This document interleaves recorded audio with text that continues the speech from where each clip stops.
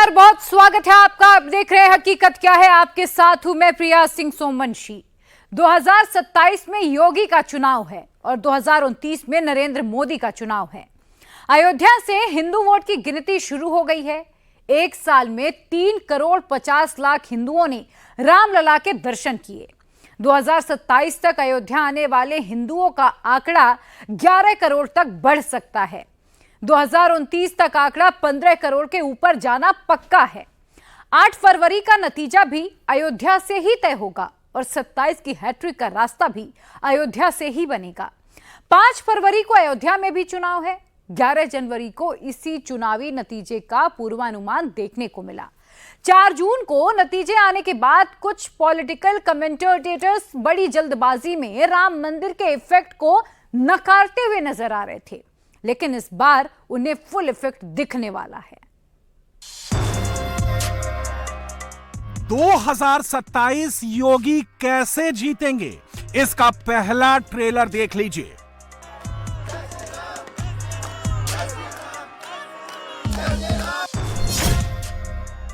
योगी के पास कितने का सॉलिड वोट बैंक तैयार है, इसकी गिनती कर लीजिए।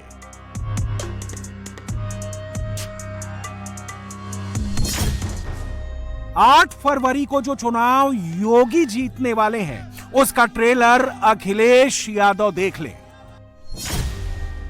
27 से पहले योगी और अखिलेश की सीधी टक्कर 5 फरवरी को है। मिल्कीपुर उपचुनाव में वोट डाले जाएंगे। उससे पहले अयोध्या का मैसेज क्या है, राम मंदिर के बाहर ये कतारें क्या साउंड कर रही हैं? राम है तो राष्ट्र है और राष्ट्र है तो राम है। दोनों को अलग करके नहीं देखा जा सकता है। दोनों एक दूसरे के पूरक हैं। पिछले साल 22 जनवरी को प्राण प्रतिष्ठा के बाद औसतन 2 लाख हिंदू रोजाना अयोध्या के राम मंदिर का दर्शन करने आते हैं। मतलब महीने में 60 लाख हिंदू अयोध्या धाम जाते हैं। राम मंदिर पिछले साल 25 जनवरी से आम लोगों के लिए खोला गया था। तब से अब तक 351 दिन में करीब 3 करोड़ 50 लाख हिंदुओं ने अयोध्या में दर्शन किए। इस दौरान कई दिन ऐसे आए जब 2 लाख डेली दर्शन का आंकड़ा टूट गया। इस साल 1 जनवरी को 5 लाख से ज्यादा श्रद्धालुओं ने राम मंदिर में दर्शन किए।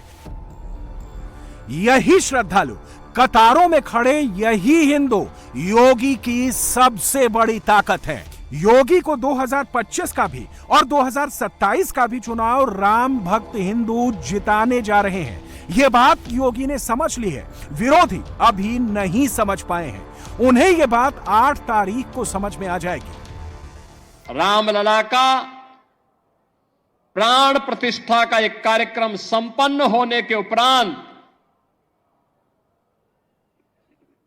लाखों की संख्या में श्रद्धालुजन अयोध्या धाम में पधार रहे हैं। एवरेज अयोध्या का प्रतिदिन अयोध्या में 1.5 से 2 लाख श्रद्धालुओं का आगमन अयोध्या धाम में हो रहा है। 1 से 1.5 लाख राम जन्मभूमि में दर्शन कर पाते हैं। बहुत सारे लोग अन्य धामों में दर्शन करते हुए कुछ इंतजार करते हैं, कुछ जाते हैं, फिर अन्य कार्यक्रमों के बाद फिर आयोजन में भागीदार बनते हैं। अयोध्या में लगी इन कतारों में अगड़े पिछड़े दलित का कोई विभाजन नहीं है। सब हिंदू हैं, सॉलिड हिंदू और योगी के पक्के वोटर। योगी के विरोधी इन्हें जाति के नाम पर बांटकर 2027 का सत्ताधीश बनना चाहते हैं। योगी ने इन्हें राम के नाम पर ऐसे जोड़ लिया है जिसमें बंटवारे वाली राजनीति के लिए अब कोई स्कोप नहीं बचा है। बहनों और भाइयों, हमारे सामने बहुत सारे लक्ष्य हैं। एक चीज हम सबको इस बारे में ध्यान रखना होगा और वह इस बात को लेकर के रखना होगा कि किन कारणों से वे कौन सी परिस्थितियां थी कि समाज बटा हुआ था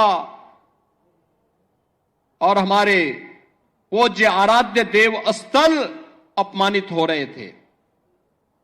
अगर हम जाति के नाम पर और तमाम अन्य वादों के आधार पर विभाजित रहेंगे तो इस प्रकार की अपमानजनक स्थितियों का सामना हम सबको निरंतर करना पड़ सकता है। और इसलिए आज की आवश्यकता वही है जो न केवल हमारे वर्तमान को बल्कि भविष्य को भी सुरक्षित रख सकता है। उस एकता के सूत्र में बांधने के लिए, राष्ट्रीय एकात्मता के लिए कार्य करने के संकल्प के साथ जब हम जुड़ेंगे, याद रखना राष्ट्रीय एकात्मता की कड़ी मजबूत होगी, सनातन धर्म भी मजबूत होगा, देश भी मजबूत होगा, हम सब भी मजबूत होंगे। लेकिन अगर हमारा देश कहीं किन्हीं कारणों से आपस में ही विभाजित होकर के कमजोर होगा, जातीयता की खाइयां चौड़ी होंगी, क्षेत्र और भाषाई आधार पर हम विभाजित होंगे, तो इसका खामियाजा सबसे पहले हमारे पूज्य धर्म स्थलों को ही भुगतना पड़ेगा, बहन और बेटियों को ही भुगतना पड़ेगा। उस प्रकार की स्थिति हम सबके सामने दोबारा न होने पाए, यह एक नया संकेत भी द्वादश प्रतिष्ठा का यह आयोजन हम सबको, प्रतिष्ठा द्वादशी का यह कार्यक्रम हम सबको इस नई प्रेरणा के साथ आगे बढ़ने के लिए प्रेरित कर रहा है। 10 साल पहले अयोध्या कैसी थी, आज अयोध्या कैसी है? आज अयोध्या में चमचमाता राम पथ और भक्ति पथ है, सड़कों का कायाकल्प हो चुका है, 4 लेन रोड है, मंदिर मॉडल पर चमचमाता रेलवे स्टेशन है, राम की पैड़ी पर साफ सुथरे सरयू के घाट है। 2017 से पहले अयोध्या में 20 घंटे बिजली गुल रहती थी, अब 24 घंटे अयोध्या रोशन रहती है। ये सब 2017 से पहले क्यों नहीं था? यही बात योगी समझा रहे हैं। पहले जिन लोगों को जनता ने वोट दिया उन्हें तुष्टीकरण की राजनीति से फुर्सत नहीं थी। 2017 के बाद जब हिंदुओं ने एकजुटता दिखाई और योगी को 2 बार मुख्यमंत्री बनाया तो अयोध्या त्रेता युग की अयोध्या लगने लगी। 2027 में जब योगी तीसरी बार मुख्यमंत्री बनेंगे तो अयोध्या की भव्यता कितनी बढ़ जाएगी, इसका अंदाजा पिछले 2 टर्म से लगाया जा सकता है। ऐसे में हिंदू तीसरा टर्म भी योगी को ही देंगे, इसमें कोई डाउट नहीं है। आज अयोध्या जिस रूप में हम सबके सामने है, आपने देखा होगा, यह अवसर हम सबके लिए किस रूप में आया? किसी ने सोचा था अयोध्या के बारे में? कोई सोचता था 1 वर्ष पहले, 5 वर्ष पहले, 10 वर्ष पहले कोई सोचता था कि हमारा अयोध्या दी इस रूप में इसका अधिकारी है, इसको यह अधिकार प्राप्त होना चाहिए? 2014 के पहले, 2017 के पहले इस अयोध्या में बिजली भी नहीं मिलती थी, 3 से 4 घंटे बामुश्किल बिजली, स्वच्छता की कोई कहीं अता पता नहीं था। राम जी की पेड़ी में वहीं पर सरयू जी का जल सड़ता रहता था।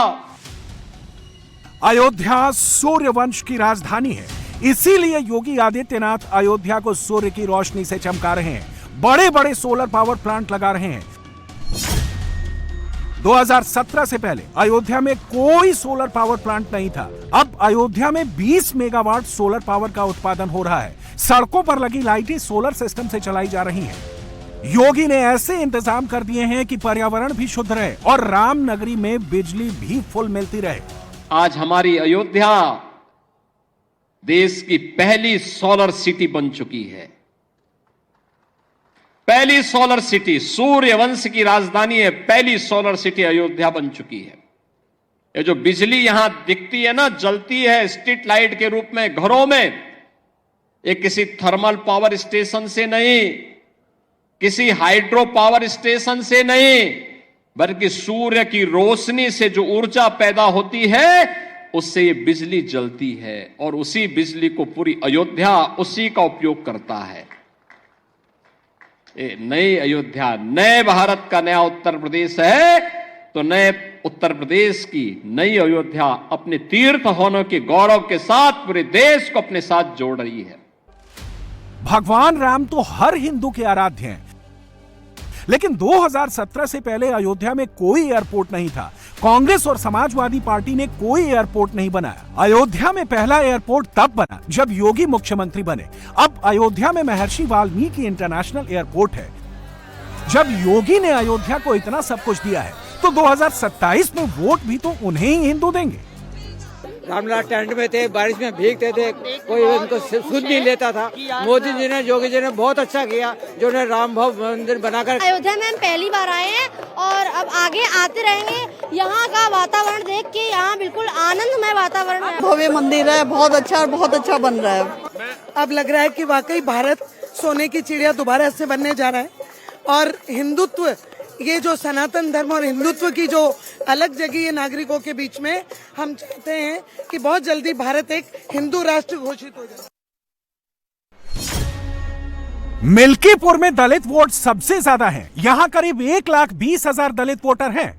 अखिलेश और उनके राइट हैंड अवधेश प्रसाद इसी वोट बैंक को अपने खाते में जोड़ रहे हैं। साथ में 55,000 यादव और 30,000 मुस्लिम को भी जोड़कर 7वीं बार जीत का सपना देख रहे हैं।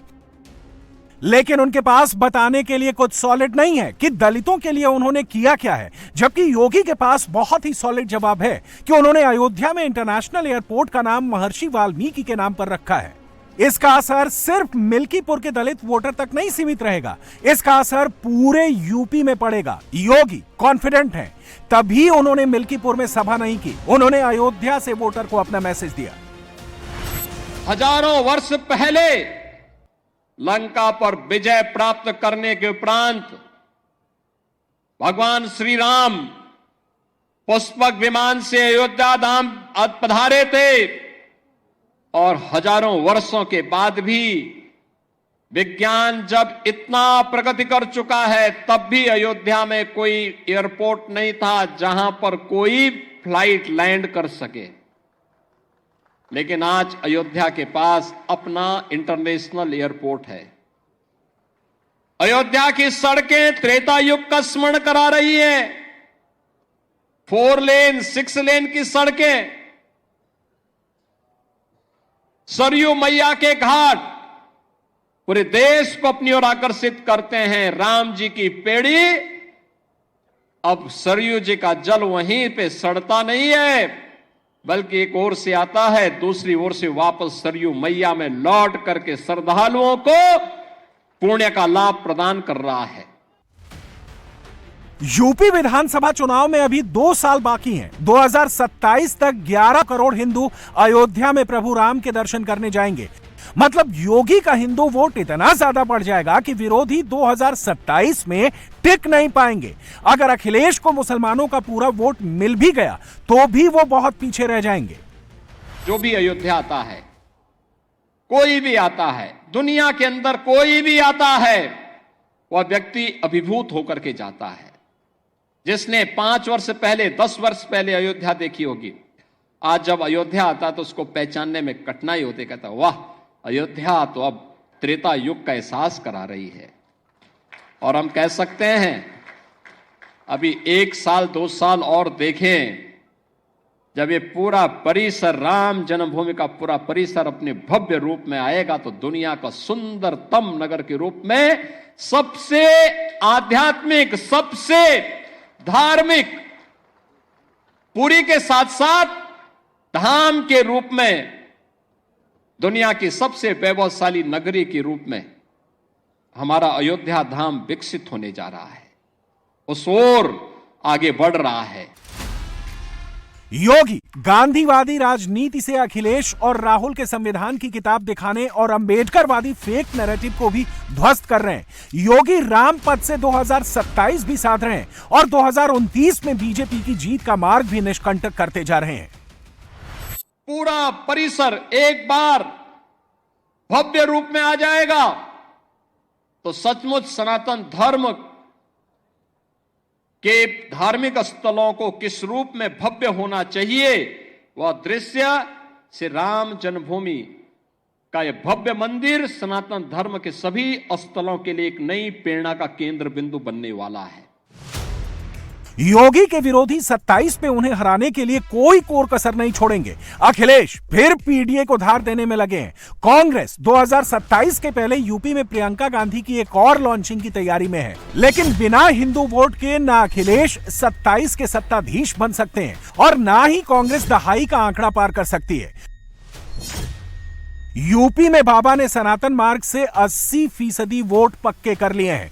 20% में जो बाबर प्रेमी नहीं है वो भी बाबा के साथ खड़े होने को तैयार हैं। इसका ट्रेलर उपचुनाव में देख चुका है, जब योगी ने 7-2 से अखिलेश को रौंद दिया था।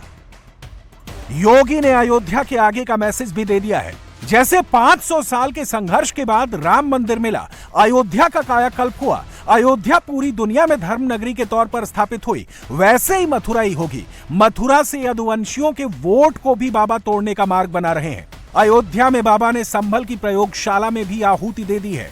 जैसे राम को लाए हैं वैसे भगवान कल्कि को भी लाएंगे, ये बात हिंदू समझ चुके हैं। राम जन्मभूमि में प्रभु राम का यह भव्य मंदिर का निर्माण दुनिया में दबी कुचली सभ्यता और संस्कृति के लिए एक नया संदेश भी है। लोकतांत्रिक तरीके से, संविधान सम्मत तरीके से वे अपने अधिकार लिए जा सकते हैं। यह अधिकार अयोध्या में राम जन्मभूमि के लिए हुए अनगिनत बलिदान और उन सब मूल्यों के साथ अग्नि परीक्षा के दौर से बार बार गुजरने के बावजूद भी अपना धैर्य न खोना इस अभियान का हिस्सा रहा है। विरोधी आरोप लगाते रहे हैं कि योगी मंदिरों में ज्यादा पैसे खर्च कर रहे हैं, लेकिन अखिलेश और राहुल ये नहीं देख रहे हैं कि राम जी कैसे यूपी की झोली भर रहे हैं। राम मंदिर में एक साल में 363 करोड़ का दान मिला, जिसमें 20 किलो सोना और 13 क्विंटल चांदी है। केवल काउंटर पर ही 53 करोड़ का दान कैश में मिला है। अयोध्या में 2027 तक 11 करोड़ हिंदू आएंगे, तो अकेले महाकुंभ में 1.5 महीने में 45 करोड़ हिंदू डुबकी लगाएंगे। योगी ने जैसा इंतजाम किया है उसे 2027 में क्या हिंदू भूल जाएंगे? इसलिए योगी कॉन्फिडेंट है और विरोधी पस्त है। गली वहां से आए हैं पूरी व्यवस्था देख करके, अंतिम स्वरूप दे करके। और आप देखिए कुंभ का मतलब, महाकुंभ का मतलब क्या होता है। देखिए, श्रद्धावान लभते ज्ञानम। आपकी श्रद्धा है तो बुद्धि, ईश्वरीय शक्तियां अपने आप दे देती हैं।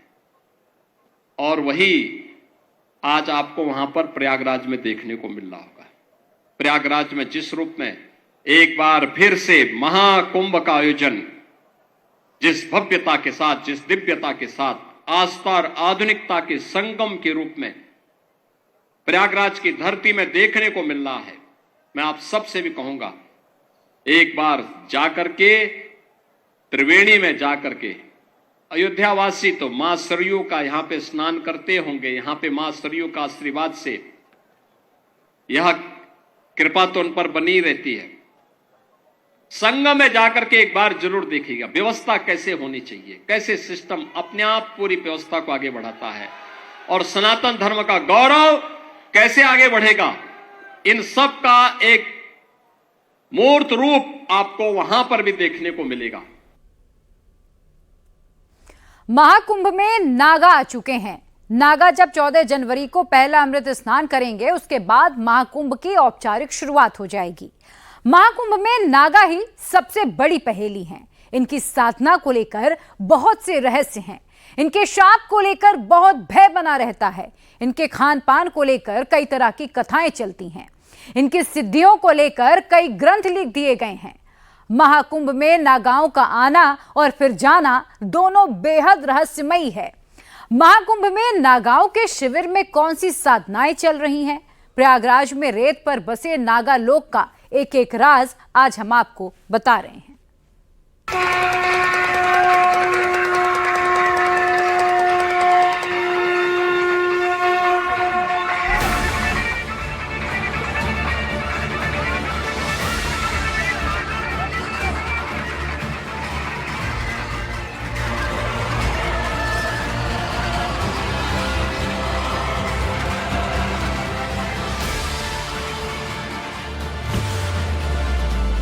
नागाओं से लोग डरते क्यों हैं?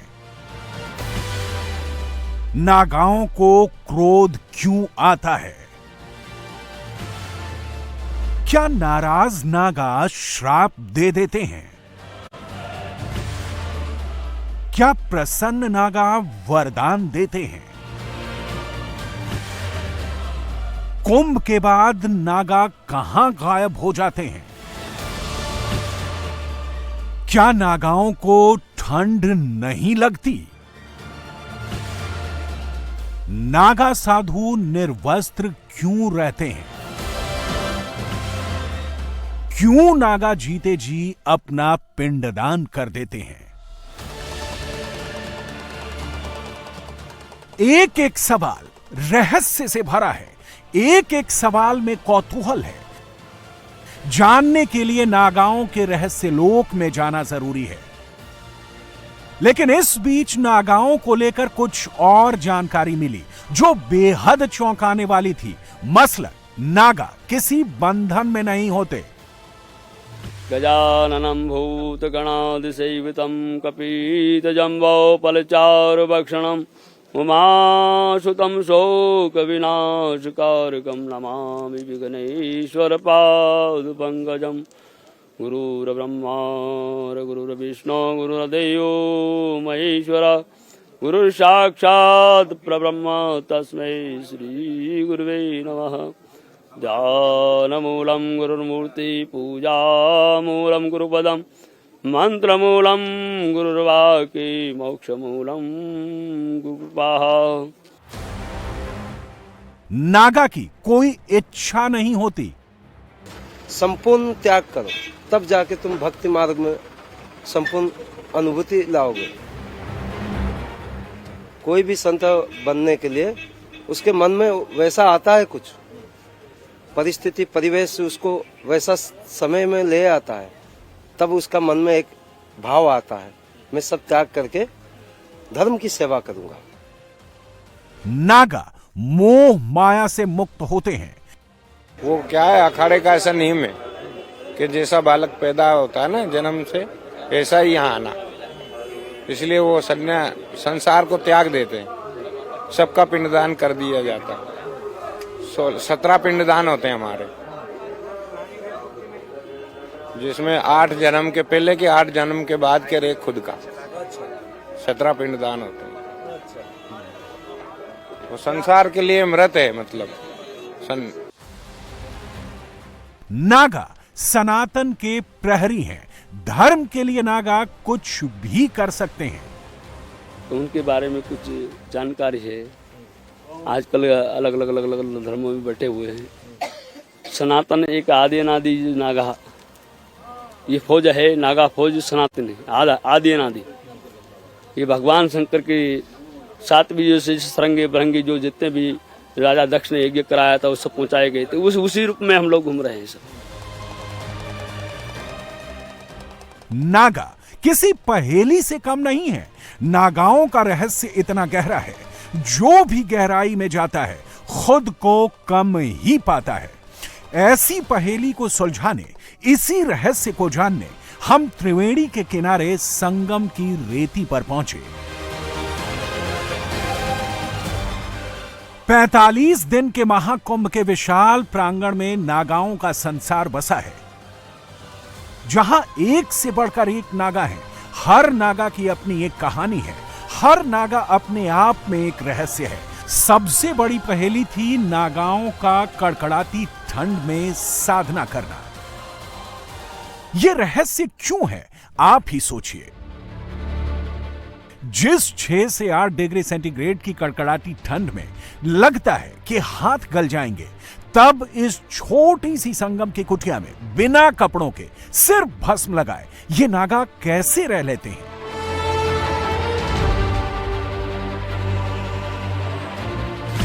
दावा तो यहां तक है कि हिमालय में जब पारा 0 या फिर 0 डिग्री से नीचे चला जाता है, तब भी नागा निर्वस्त्र ही बर्फ के बीच साधना में लीन रहते हैं। वो जिंदा रहते हैं।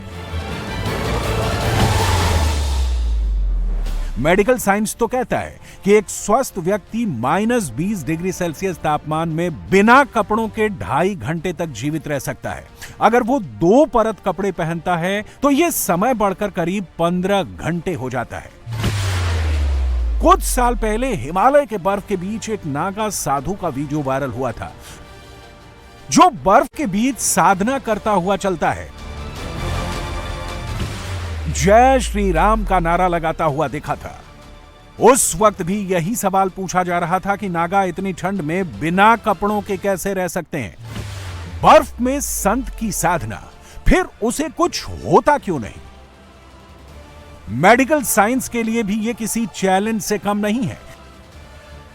यह सवाल कुंभ में मौजूद कई नागा बाबा से पूछा गया। तुम्हारा प्रश्न के अंदर एक ज्ञान आता है, वो अपने को तैयारी करता है, सख्त कर देता है, क्योंकि उसमें वो बैठ के कुछ साधना करेगा। मन में मन बल को, ऊर्जा को, सबको अधिक पावर शक्ति बना दिया, तब जाके उसका साधना से कोई विचलित ना हो, उसको ठंडा ना लगे। ऐसा तो ठंडा लगता है, लेकिन मन बल और भगवान की जो ऊर्जा है, उस ऊर्जा से वो शरीर को गर्म रखता है। विज्ञान की कसौटी पर यह बात भले ही फिट ना हो, लेकिन जहां मेडिकल साइंस फेल हो जाता है, वहां अध्यात्म पास हो जाता है। नागाओं के अनसुलझे रहस्य इस बात के प्रमाण है। शरीर गला देने वाली ठंड में निर्वस्त्र नागा आखिर कैसे खुद को गर्म रखते हैं? नागा साधुओं ने बताया कि वो ताकत साधना की है, जो ठंड में गर्मी की ऊर्जा देती है और गर्मी में शीतल रखती है। अग्नि साधना। कुछ योगी अग्नि साधना करते हैं, जिसमें वो अग्नि तत्व को अपने शरीर में एकत्रित करते हैं और शरीर को गर्म करते हैं। नाड़ी शोधन। नाड़ी शोधन प्राणायाम के माध्यम से शरीर में वायु को संतुलित करता है, जिससे शरीर गर्म रहता है। मंत्र जाप। कुछ मंत्रों का जाप करने से भी शरीर में ऊर्जा उत्पन्न होती है। सर्दी, गर्मी, बरसात 3 ऋतु होती है। 3 को संभाव संप्रति, सभी में को संभान देखो। संभाव में जाओ, सब सत्य ही है कि हम लोग उसको परिवर्तन करने के लिए सबको हम सम्मान कर दोगे तो भगवान के कोई एक ही जगह दिखेंगे आपको। संभाव कि प्रकृति क्या है कि आपके अंदर भी वही प्रकृति है, हमारे अंदर भी वही प्रकृति है। इस जो बाहर जो है देख रहे हैं, ये भी वही प्रकृति है। इसमें आप में हमें कोई बदला नहीं, ये कर्म का बदला है। जो कर्म करके वो कोई तपस्या कर रहा है, कोई नौकरी कर रहा है, कोई झाड़ू निकाल रहा है, ये तपस्या अपने कर्म का प्रदान है। कर्म प्रदान विश्व कर रहा का, जो तस्कर विषय पलचा का, कौन सुकाज कठिन जगमाए, जो ना हो तात्म पाए। उमा कहूं मैं अनुभव अपना, सत हरि भजन जगत ही सपना। सिर्फ साधना नहीं, जिस भस्म को वो वस्त्र के रूप में शरीर पर लपेटते हैं, वो भस्म भी कम नहीं है। भस्म इंसुलेटर का काम करती है। भस्म में कई प्रकार के खनिज लवण होते हैं, जिसमें कैल्शियम, फास्फोरस, पोटेशियम होते हैं। भस्म शरीर के तापमान को नियंत्रित करने में मदद करती है। ये एक प्रकार का संकेत है। जैसे कोई भी देवता होते हैं, उनका एक पहचान होता है, वस्त्र धारण करना। यह हमारा एक प्रकार का वस्त्र है, भस्मी वस्त्र, जो भस्म से बनता है। इसको पहनने के बाद कोई भी दूर से देखेगा, हाँ कोई एक प्रकार का वस्त्र पहना है भस्मी का। भोलेनाथ जब श्रृंगार होते हैं भस्मी का, वो एक वस्त्र जैसा लगता है, ओढ़ लिया है कोई। ये वस्त्र पहनो तो ये क्या है, ये भस्म लगा, ये वस्त्र, ये दूसरा वस्त्र है ही हमारा, जो बस भस्म लगा कर बैठे हम लोग, दूसरा वस्त्र है हमारा ये, समझे। ये वस्त्र ये जो चढ़ाए हुए हैं। महाकाल में उज्जैन में जाते, उज्जैन में भी तो किसका वस्त्र पहनाया जाता महाकाल को, तो वही चीज है, तो वही हम लोग चढ़ाए हुए हैं, वही भस्मी। ये आभूषण है, ये वस्त्र है, जिस प्रकार आप लोग यही पैंट शर्ट जैसे पहनते हो उसी प्रकार ये नागाओं के वस्त्र है। ये आदि अनादि से भगवान जगत गुरु शंकराचार्य जी और गुरु दत्तात्रेय जी के आदेश का पालन करते हुए ये वस्त्र धारण किया जाता। नागाओं को लेकर जो रहस्य है उसमें सबसे बड़ा रहस्य है नागाओं की उत्पत्ति को लेकर।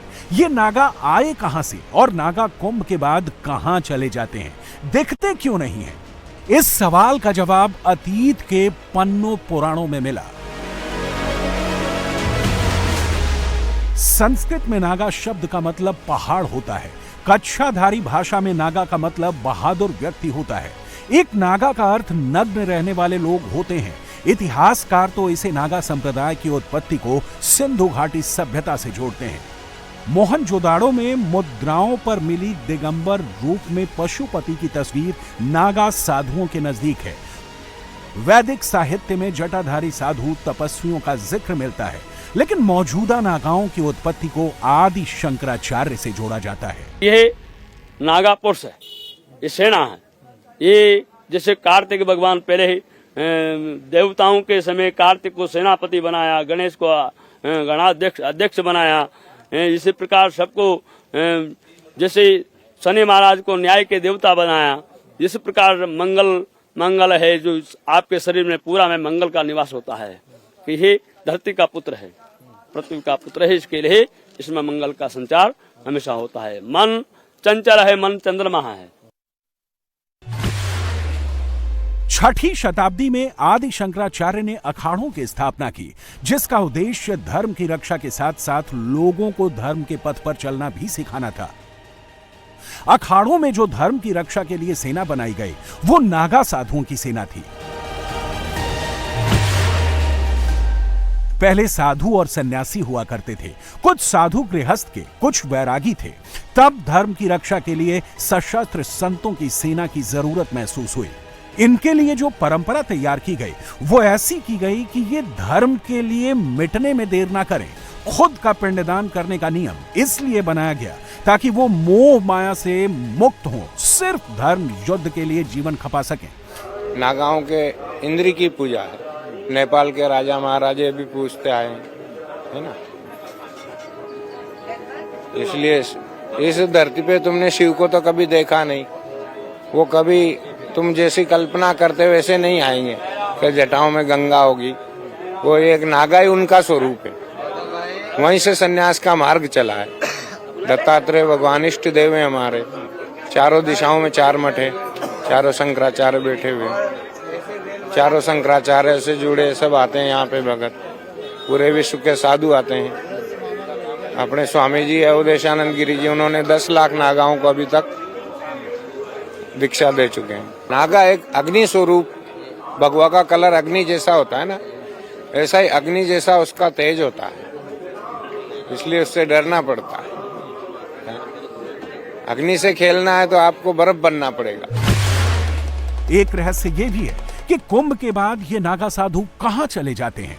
तो इसके पीछे तर्क है कि कुंभ जैसे आयोजन में भी इनका उद्देश्य तप ही होता है, क्योंकि सभी कुंभ क्षेत्र एक पुण्य भूमि है। ग्रह नक्षत्रों की स्थिति भी विशेष होती है, इसलिए इस स्थिति में साधना अधिक फलदायी होती है। यही वजह है कि हर कुंभ में नागा साधु जरूर आते हैं और जब कुंभ खत्म होता है तो ये फिर से एकांतवास में साधना में लीन हो जाते हैं, अपने अपने अखाड़ों में चले जाते हैं। कुछ हिमालय, कंदराओं, जंगलों में तप करते हैं, जबकि कुछ तीर्थ यात्रा पर निकल जाते हैं। महाकुंभ के दौरान हमें अखाड़े के महंत मिले, जिन्होंने इस रहस्य का राज खोला। सब अपना अपना आश्रम तप स्थल को निकल जाते हैं, वो सब पहुंच जाते हैं। गुरु महाराज की कृपा हो गया, दर्शन मेला हो जाता है, फिर सब अपना अपना स्थान को प्रत्यावर्तन हो जाते हैं। फिर जैसे जीवन जी रहे थे, तपस्या कर रहे थे, उस भाव में फिर चलते हैं। ये तो मेला में आते हैं, आनंद लेते हैं, संतों की मिलन है, स्नान की मिलन है, अनुभूति है। कुंभ के बाद सब कोई हिमालय में चले जाता है, कोई विंध्याचल में चले जाते हैं, कोई हिमाचल में चले जाते हैं, कोई सतपुड़ा में चले जाते हैं, कोई द्रोणागिरी तरफ चले जाते हैं, उधर सरंगी जहाँ किष्किंधा तरफ चले जाते हैं। जितने नागा मिले सबने महाकुंभ आने की वजह बता दी। कुंभ के बाद ये जाते कहां हैं, ये पहेली भी सुलझा दी। लेकिन एक सवाल हर कोई जानना चाहता है कि नागाओं से लोग डरते क्यों हैं?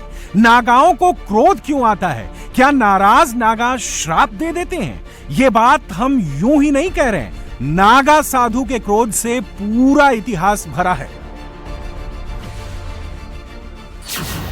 1664 ईस्वी में औरंगजेब ने जब बाबा विश्वनाथ के मंदिर पर हमला किया था, तब नागा साधु गुस्से में आ गए थे और औरंगजेब की सेना को खदेड़ दिया था। 1669 में जब औरंगजेब ने काशी पर दूसरी बार हमला किया, तो 40,000 नागा साधुओं ने काशी विश्वनाथ ज्योतिर्लिंग की रक्षा में अपना जीवन बलिदान कर दिया था। 1757 ईस्वी अहमद शाह अब्दाली की अफगान सेना मथुरा पहुंची, तो सिर्फ 4,000 भस्मधारी नागा साधुओं के क्रोध ने अब्दाली को परास्त कर दिया। नागा गुस्सा करके ही जगत का पाप को नष्ट करता है। क्रोध जब पाप बढ़ता है तभी देवता हो, कोई भी देखो ऋषि मुनि गौ माता भी जब राक्षसों का अत्याचार हुआ तब जाके वो क्रोधित होकर उनका निधन किया। महाकुंभ में नागाओं के रहस्य लोक में उतरने पर कई नई बातें भी पता चली, जिसमें पता चला कि गुस्सैल और आक्रामक नागा साधुओं को अलग श्रेणी में रखा जाता है, अलग दीक्षा दी जाती है।